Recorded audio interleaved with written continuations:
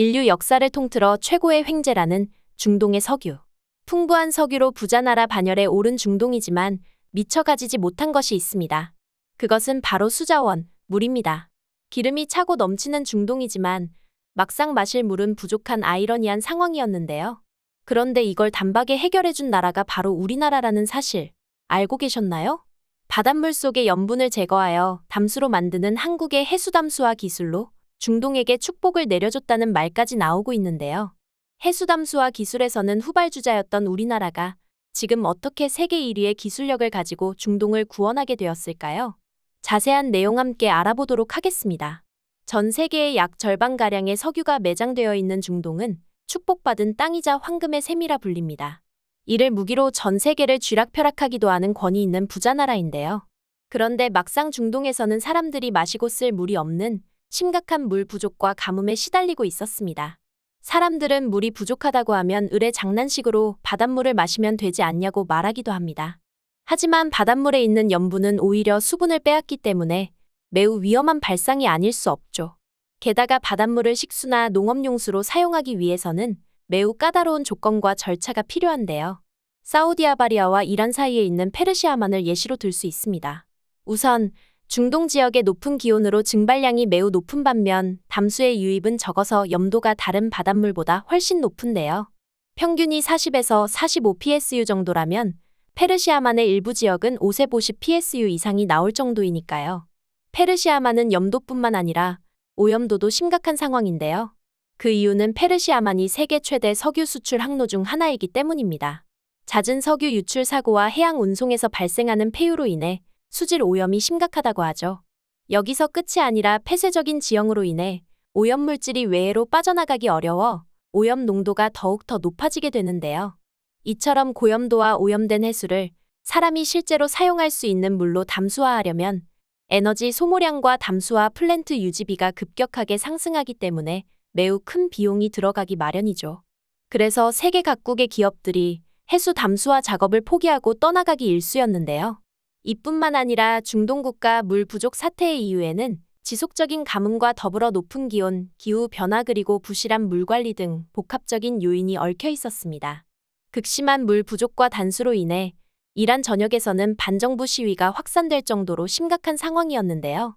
뿐만 아니라 중동의 한 국가, 요르단의 일부 지역에서는 매년 지하수 수위가 1m 이상씩 낮아지고 있어 향후 미국 1인당 평균 물 사용량의 약 10분의 1만큼의 물만 사용하고 살아야 한다는 분석까지 나오고 있었죠. 그런데 이때 우리나라의 기업들이 중동의 물 부족 문제를 해결하겠다고 나서기 시작했습니다. 우리나라 기업들이 지닌 기술력으로 중동의 바닷물을 물로 바꾸어 주겠다고 한 건데요. 이게 중동 국가에게 엄청난 가뭄의 단비인 이유가 있습니다. 중동은 왕족이 국가를 지배하는 나라로 왕족들의 힘마저 석유 보유량에서 나옵니다. 쉽게 말해 석유를 많이 가지면 가질수록 권력이 강해지는 구도인 것이죠.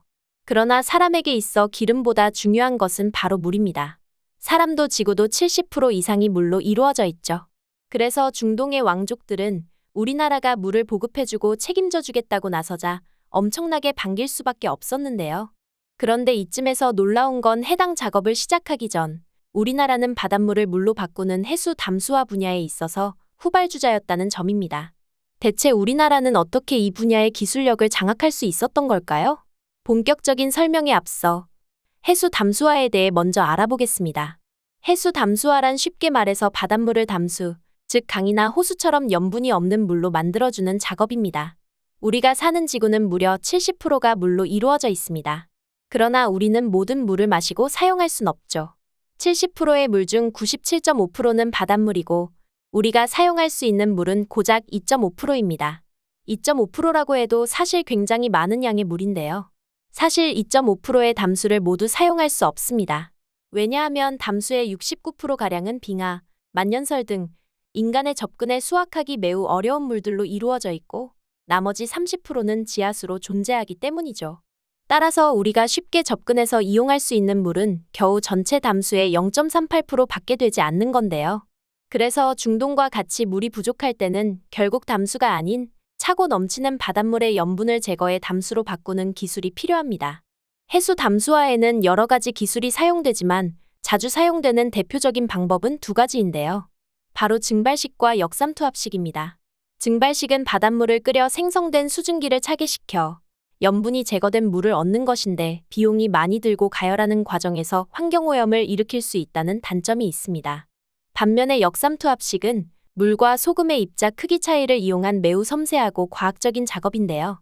바닷물에 큰 압력을 가해 반투막을 통과시켜 물은 그대로 두고 소금만 걸러내는 방식으로 증발식보다 에너지 소모가 현저히 적습니다. 그렇다면 이제 중동의 한국의 해수 담수화 작업이 시작된 2000년대 초반으로 거슬러 올라가겠습니다. 우리나라는 중동의 바닷물을 증발시켜 식수로 사용하게 하기 위해 증발기를 수출하기 시작했습니다. 이 과정에서 우리나라는 최초로 완전 조립 방식을 활용했는데요. 그리고 이렇게 직접 생산한 증발기를 통으로 중동에다가 수출하는 방식을 택했죠. 이 덕분에 증발기의 품질과 생산 속도가 현저히 높아지면서 우리나라는 중동의 해수 담수화 플랜트 수주를 싹쓸이할 수 있게 되었는데요. 이렇듯 후발주자였던 우리나라가 어떻게 세계 1위의 해수 담수화 기술력을 갖추게 된 데에는 끊임없는 기술 개발과 혁신이 있었습니다. 우리나라 기업들은 바닷물을 끓여 증발시키는 기존 기술을 따라가는 데 그치지 않고 에너지 효율을 높이고 비용을 줄일 수 있는 역삼투압식과 같이 새로운 방법을 끊임없이 연구했는데요. 또한 다양한 해양 환경에 맞는 맞춤형 솔루션을 개발하여 경쟁력을 높였죠. 특히 두산중공업은 이 분야에서 세계 1위로 자리매김했는데요. 두산중공업은 1978년 사우디아라비아의 파라잠 프로젝트를 시작으로 현재까지 해수담수화 기술을 지속적으로 개발해오고 있습니다. 두산은 현재 해수담수화의 대표적 세 가지 기술인 역삼투압법, 다중요용법, 다단증발법의 특허를 각각 보유하고 있는데요. 게다가 두산은 해수 담수화 관련 원천 기술뿐만 아니라 담수화 플랜트 설계, 운전 등 모든 분야에서고 기술을 보유하고 있습니다. 이 때문에 중동 지역에서 사우디아라비아 외에도 아랍에미리트, 쿠웨이트, 리비아, 카타르, 칠레 등 세계 각국에 진출하며 하루 약 800만 톤의 담수를 생산하고 있죠. 이는 약 2,600만 명이 매일 사용할 수 있는 양이라는데요. 여기서 끝이 아니죠. 두산의 성공 요인은 단순히 기술력뿐 아니라 현지화 전략과 철저한 품질 관리에도 있었습니다. 중동의 혹독한 기후와 환경 조건에 맞춘 설계와 에너지 효율을 극대화하는 기술 덕분에 두산은 중동 국가들의 신뢰를 얻을 수 있었습니다. 우리나라의 해수담수화 기술 덕분에 중동 국가가 얻게 된 사회, 경제적 메리트도 분명한데요. 우선 지속가능한 물 공급원을 확보하게 되었다는 겁니다. 기후변화로 지하수 고갈과 강수량 감소가 심화되는 중동 지역에서 안정적인 물 공급원으로 우리나라의 기술력을 곁들인 해수 담수화가 자리를 잡았고, 이로 인해 농업 생산성 증가, 산업용수 확보 등 다양한 경제적 이점을 누릴 수 있게 되었죠. 물 부족으로 인한 반정부 시위와 같은 사회적 갈등도 완화되었고, 일부 지역에서는 물 사용량이 2배 이상 증가하는 효과도 보였는데요. 뿐만 아니라 해수담수화 플랜트가 들어선 지역에서는 새로운 일자리 창출과 지역 경제 활성화라는 긍정적인 효과도 있었습니다. 결국 현지 인력을 활용한 설비 관리와 운영으로 인해 지역 주민들의 고용률이 높아졌고, 이로 인해 지역사회 전반의 생활 수준이 향상된 건 물론이죠. 이처럼 후발주자였던 우리나라가 끊임없는 기술 개발과 현지화 전략으로 인해 지금은 세계 해수담수화 시장을 선도하는 기술 강국으로 우뚝 서게 되었는데요. 극심한 물 부족 문제로 메말라가던 국가와 사람들을 살려낸 사막의 오아시스와도 같은 우리나라의 기술력. 한국의 해수담수화 기술이 앞으로도 더 많은 국가에 깨끗한 물을 공급하며 글로벌 물 부족 문제 해결에 기여하길 기대하며 오늘 영상 마치겠습니다.